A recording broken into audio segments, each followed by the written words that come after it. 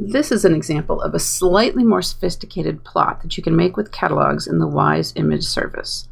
Let's go to the Catalogs tab, and instead of the All-WISE catalog, let's choose the NeoWISE reactivation database. That's my target, and the 10 arcsecond radius is fine. Search. Comes back with the catalog here. Let's go to the chart. By the default, it plots RA and DEC, which looks really funny because it's just positions. So let's change what's plotted. Instead of RA, let's do MJD, and instead of DEC, let's do W1M Pro. We can even add errors, W1 Sig M Pro. Since this is magnitudes, let's reverse the y-axis, apply, close. So we've got some outliers there. Let's filter those down. There's the light curve that we have. Now we can do something more interesting. Let's save that to a file.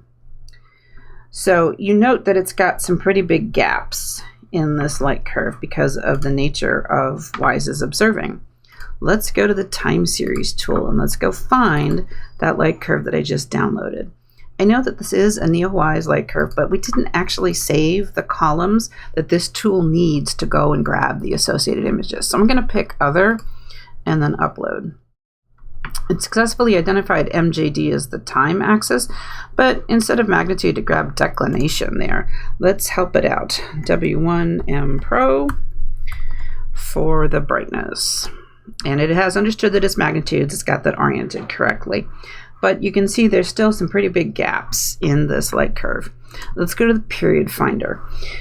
In order to calculate periodogram, most of the time, if you just leave that blank and just set it to go off and running, it does a pretty good job, actually, in finding pretty good periods. The problem is that those big gaps in the light curve do some pretty strange things to the math, and you have to sort of play around with it in order to make it work, especially when there are as many gaps in the light curve as we have for this one. So I'm going to tweak it a little bit. I'm going to ask it for a maximum period of a day. Calculate. So it's come back with that power spectrum.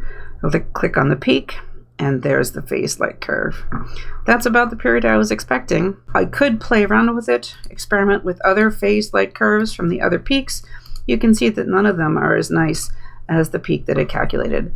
I can accept that and go back to the main screen and then compare the original light curve with the phase folded light curve. I can even identify outliers this way, and from there I can identify which epoch was that outlier and decide whether or not that's an astrophysically meaningful outlier by tracking down exactly which data that came from.